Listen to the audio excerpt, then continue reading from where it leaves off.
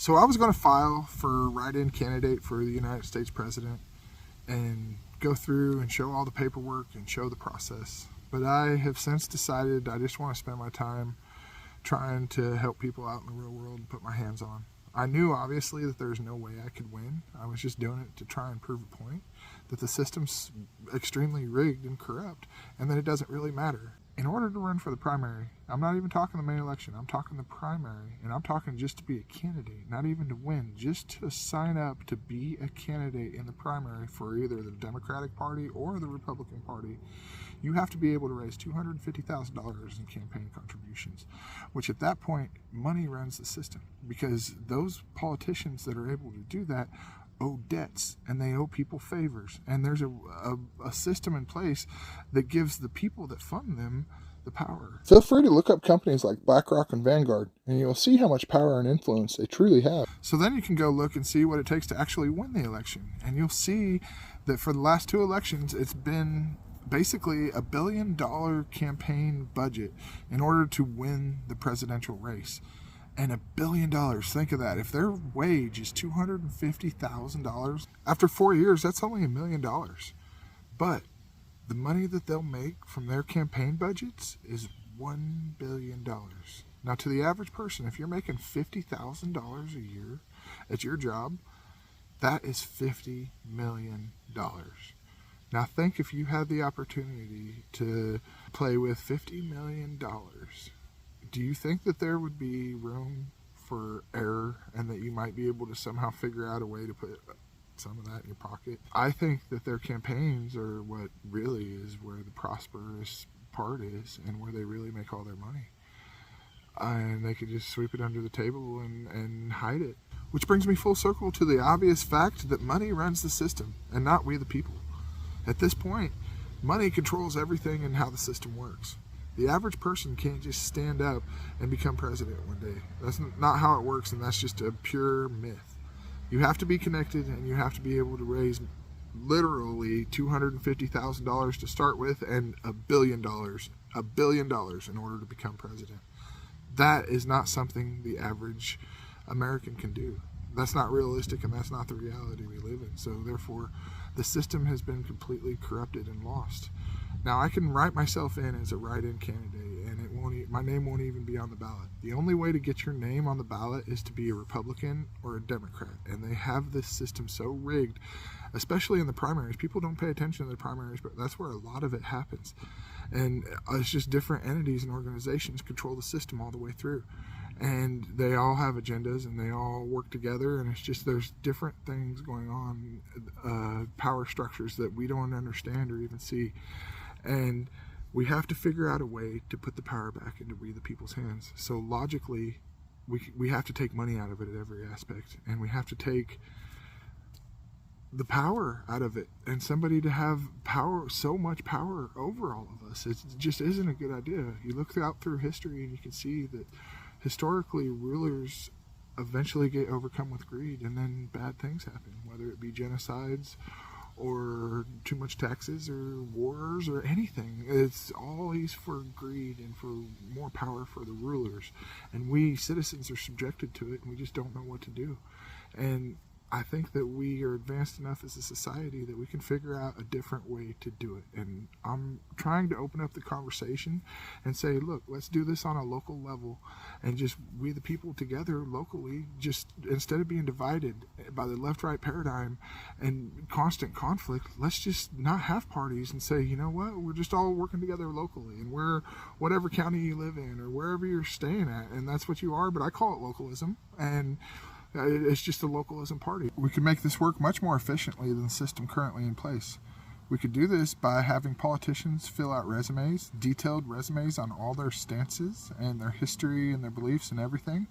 And from there, having them sit down in a room and openly discuss ideas and solutions back and forth with each other. And from there, we the people will be able to see how they conduct themselves and who has the best ideas and solutions, and be able to know in depth how they feel, and also hold them accountable for things they said and the way they feel and stuff like that. And we'll know in depth each candidate, and we'll be able to have much more control over the system, and we the people we'll be able to finally get the system back in our hands, and it won't be about money. We can even flip the script and make laws that say if somebody takes money for a campaign, that's considered bribery. We can do all this by passing around petitions and voting this into effect locally on a local level. And we can also do more than that and do what's called a home rule charter, which enables we the people locally to decide our own ways of life and basically secede from the federal government. And this is how we will be able to regain our freedoms back and make this actually work. But that's only on the local level. As far as the bigger picture goes, I think that it's lost and that the only hope we have is to just try and regain our power locally. Stay united as a country and stay as connected as brethren, but just realize that we need to limit the powers of the federal government. The history has shown that giving our leaders too much power has proven to be a bad idea. And just figure out a way to adapt and overcome that problem and put the power in we the people's hands and try and create a little peace and freedom in this world. Logically speaking, I can't just go start my own party and have any luck and never go anywhere. And that's what people tell me. They're like, Josh, you're a dreamer. This isn't a reality. This will never work. And then I try to point out that each candidate has many, many problems that are big, massive problems. And people will just blatantly ignore those and say, well, yeah, my guy has a lot of problems, but the other guy's worse. And I can't let the other guy win. And I'm voting for the lesser of two evils. And that always seems to be everybody's reply, is that I'm voting for the lesser of two evils. And there is just no other choice because no other party or anything has a chance to win. But everybody says that. And so everybody's convinced that playing by the rules of the system that they have corrupted and rigged in place is our only option. But we all want something different. So in reality, if we would all just step away and say, you know what, we're going to stop voting for evil and instead vote for good and just do what we think is good locally in our communities and raise our communities up and make them stronger than ever and save our tax dollars and stop letting the federal government waste it and instead invest it in our local communities right here where we're standing. And instead of depending on the government to come in and save the day, put our boots in the ground and do it ourselves. The only way you can get elected right now is to be part of the Democrat or Republican Party. Everything else is clearly just a loss, and it's just pointless. And they have the system set up and rigged so much in their favor that they give us no other option. And I no longer see or abide by the left-right agenda. I now see it all as a whole of them just basically trying to take our freedoms and control us. And I try to see a way to get our freedoms back and just push for freedom and put the power in we the people's hands. And that's the goal of everything I'm trying to achieve and where my mindset is at and what I'm doing. So in order to not be a hypocrite and just complain about something and not offer a solution, I threw myself out there and decided to run for office as well. I filed to run for sheriff, which clearly has the most power in the community local. I was also wanting to try and file for president just to try and send a message to the larger governments that be and to try and prove a point. But I just don't have the time to do all this stuff that I'm trying to do. And politics really sucks, man. It really does. And I really don't want to do any of this. But I did it anyway just to try and lead by example. And like I said, not be a hypocrite. And so I created a political resume and I put myself out there 100% and just laid it all out on the line. And I also wrote a book. I call it a Handbook to Freedom. It was originally a Handbook to Freedom and World Peace, and I wrote it because I had a little boy that passed away, and I just promised him I'd do all I could to try and make the world better for his brothers and for future generations, and that's just, I'm trying to keep my promise to him. I just look at the many problems the world now faces, and I try to figure out a logical solution.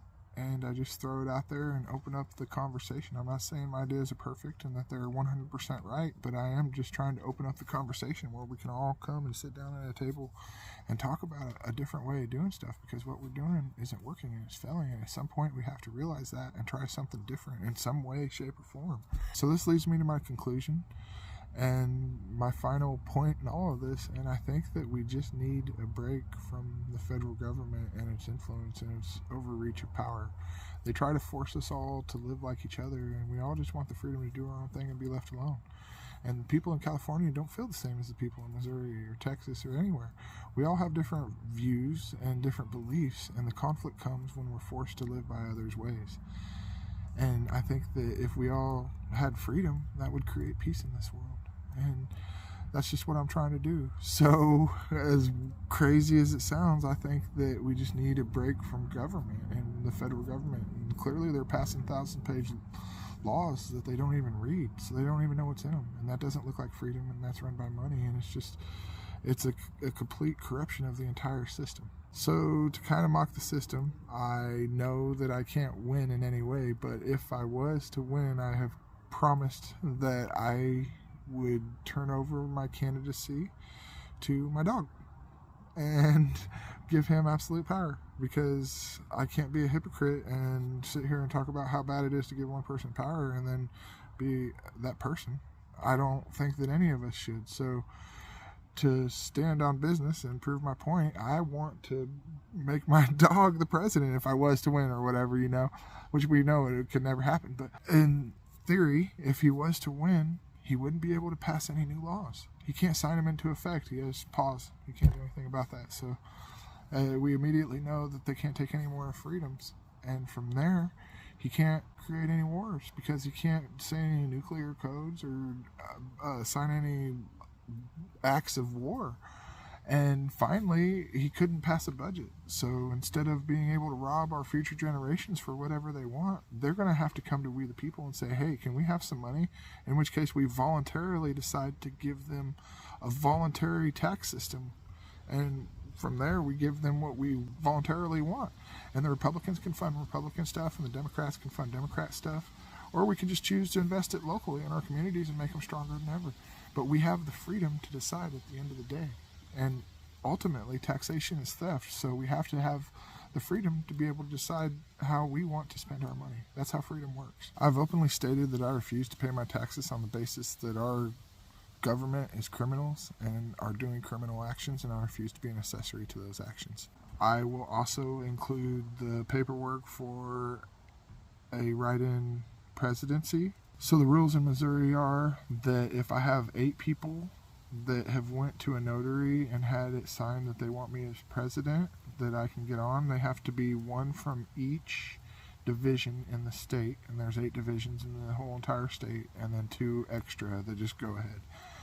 But that would get me officially on the ballot for Missouri, and unless I do that, a write-in vote for me or anybody else doesn't count. So once you do that, your name won't be on the ballot, but you will be counted if someone writes you in. That will officially be registered, which is what I was going for, which was a message that I was trying to send to the federal government, but I don't have time to mess with it. I will also be including my political resume and just lay everything on the table and put it all out in the open for the world to see.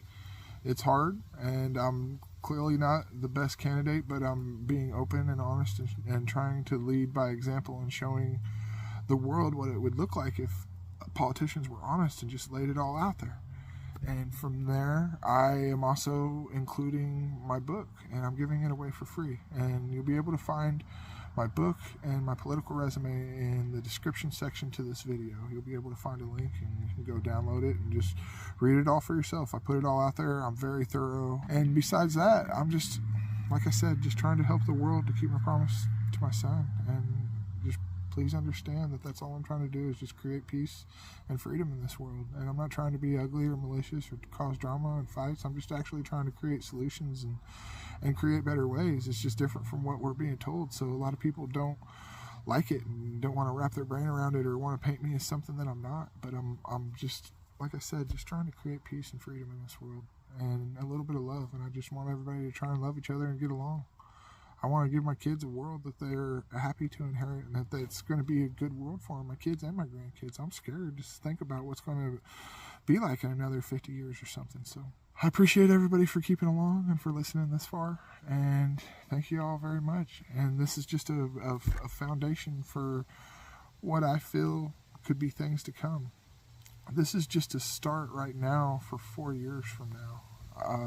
And hopefully everybody else can pick up these ideas and do this and run this locally in their own towns and counties and states and everywhere. And we can just pick up this idea and run with it and take the idea of a home rule charter and localism and just use it to the fullest.